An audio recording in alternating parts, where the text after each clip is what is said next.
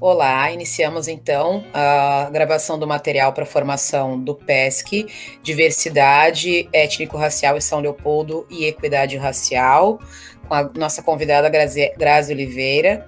Eu gostaria que tu te apresentasse então, Grazi. É um prazer enorme te receber.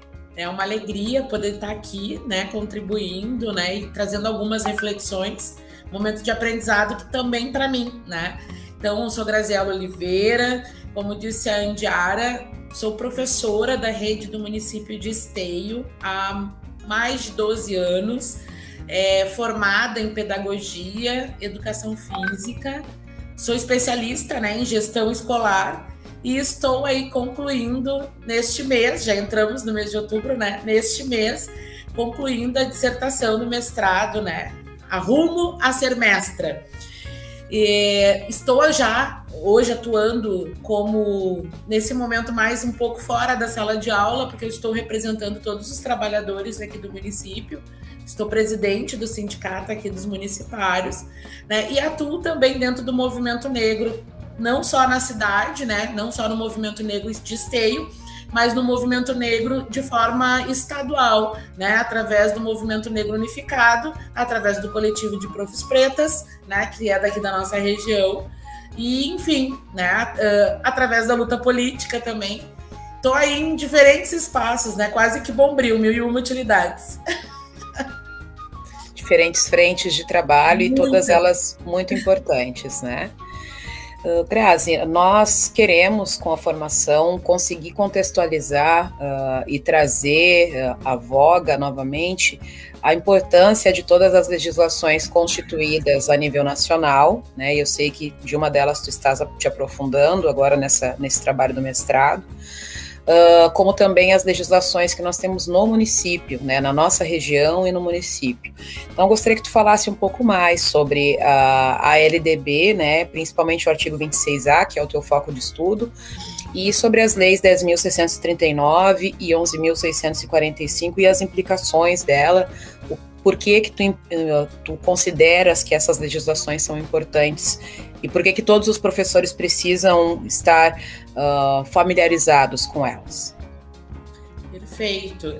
Acho que é importante, né, a gente iniciar refletindo o porquê das leis, né, das leis estarem dentro das diretrizes que conduzem o nosso trabalho pedagógico dentro da escola, né? Então, a LDB, ela é uma lei de diretrizes e bases que conduz o nosso trabalho.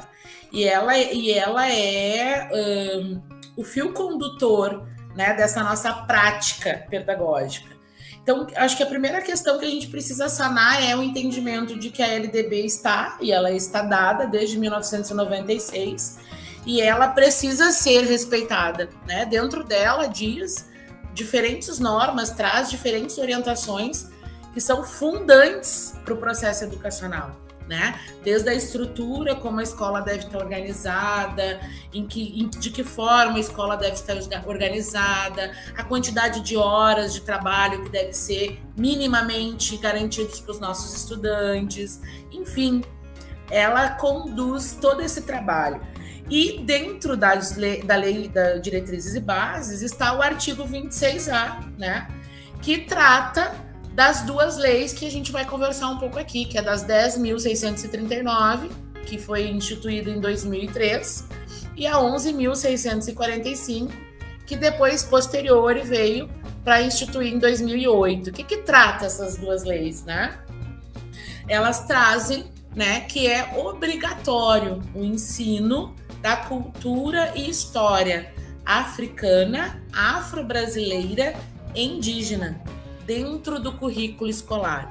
E mais do que daquilo do que a gente preconiza e às vezes a gente faz, eu sempre trago isso, e hoje eu tenho trazido muito nas reflexões através da minha pesquisa, que dentro da LDB, depois que ela diz que é obrigatório o ensino, né, da história e cultura afro-brasileira e indígena no currículo escolar, em toda a educação básica, desculpa, ela traz ainda, preferencialmente, né, nos conteúdos que estão embutidos dentro das disciplinas de história, arte e literatura. ela não diz exclusivamente, né? Ela diz preferencialmente. Que quando a gente for trabalhar a questão da história, quando a gente for trabalhar a arte e quando a gente for trabalhar a literatura, nós não esqueçamos que existem diferentes saberes, diferentes conhecimentos, diferentes histórias, né? Então, há, Jara, um grande equívoco de interpretação da legislação que acaba fazendo com que cada profissional, e também eu acho que é importante dizer que cada gestão acaba entendendo de uma forma que é uma forma muito equivocada, né? E esse equívoco parte deste princípio de achar que só os componentes de história, literatura e artes que tem que dar conta da lei, e que não é, né? Vamos pegar um exemplo. Eu sou professora de educação infantil.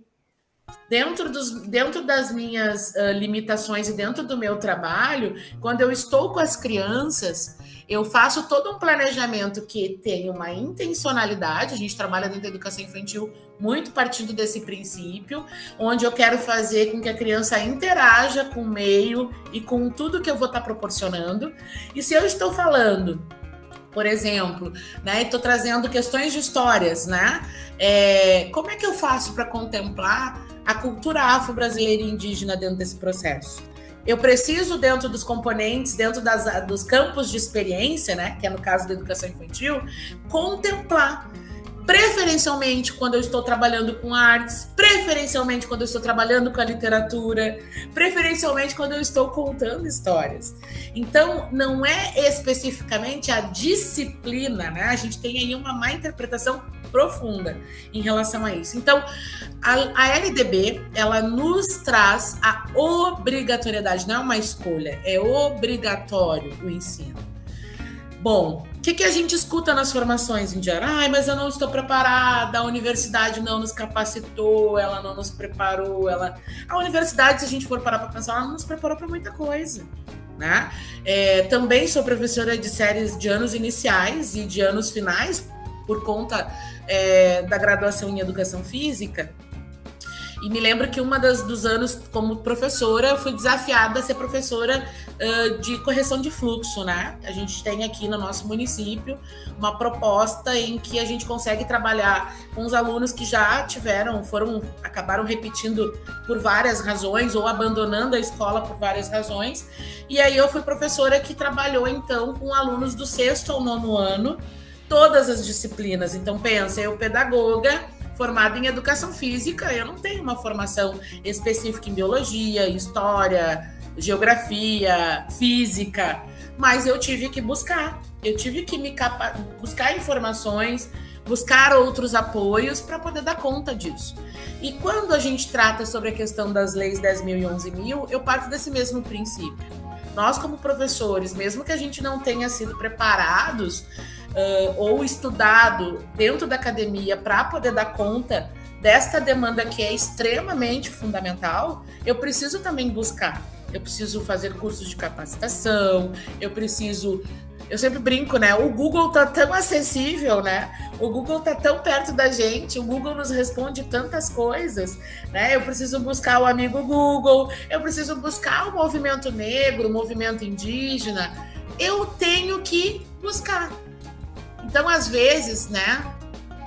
Fica não tão entendível o quanto a gente tem as ferramentas próximas da gente, e muitas vezes gratuita, né? Eu sempre brinco, né?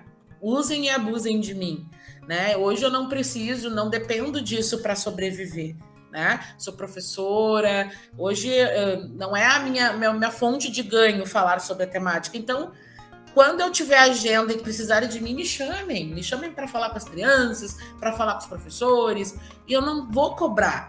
Para mim eu preciso que isso tão logo comece a funcionar. Eu tenho uma urgência que isso volte a funcionar. Então é isso, eu acho que a gente tem muitas pessoas assim como eu, que estão dispostas a contribuir, estão dispostas a poder ajudar. Então, não podemos mais usar isso como desculpa. É isso que eu quero dizer, né? A gente vive dentro de uma sociedade que ela se diz, quando tu pergunta para a pessoa, não, eu não sou racista, né? Mas a gente vê dentro da estrutura a forma como as pessoas burlam, né? Trazem empecilhos para trabalhar, são justificativas que não cabe mais. Não cabe mais. E é interessante que, se a gente for analisar, a Lei 10.639, ela está completando 18 anos, né? Essa urgência que tu diz, sentir, eu acredito que é esse incômodo que também passa por nós, porque hoje nós estamos no lugar de formadoras como professoras, mas os atravessamentos que os preconceitos e que o próprio racismo faz nas nossas vidas, ele acontece todos os dias, né? E para que isso retroceda e para que a gente possa construir uma sociedade mais justa, né? Trabalhar esse termo equidade que está no título dessa nossa formação, a gente precisa que esse conhecimento ele chegue a todas as pessoas, de todos os níveis sociais, de todos os espaços da nossa cidade, das periferias, das comunidades do centro, da comunidade indígena que a gente tem em São Leopoldo, dentro dos grupos que frequentam as escolas de samba, dentro dos terreiros, porque das igrejas, porque é só assim que a gente vai conseguir que as pessoas entendam que essa lei está na escola, mas que não é só para a escola, não é só para falar sobre um conteúdo, né? Não é só para o 13 de maio e o 20 de novembro, é para o ano inteiro, não é para o 19 de abril, não é pintar as crianças de indígena. É para o ano inteiro, é para a vida da gente, é para uma sociedade melhor, é para que a gente consiga levantar de manhã e ainda consiga manter a esperança de que, bom, eu estou fazendo o possível, que não é para mim, para a Indiara, para a Grazi, para a Rose, para o Carlos, para a Viviane, mas para as nossas crianças, para os nossos filhos, para os nossos netos, para os nossos estudantes, para os nossos pequenos na educação infantil, é entregar para eles um lugar melhor, uma São Leopoldo que realmente consiga abraçar todos, né? Seja uma cidade de verdade acolhedora, né? É isso mesmo.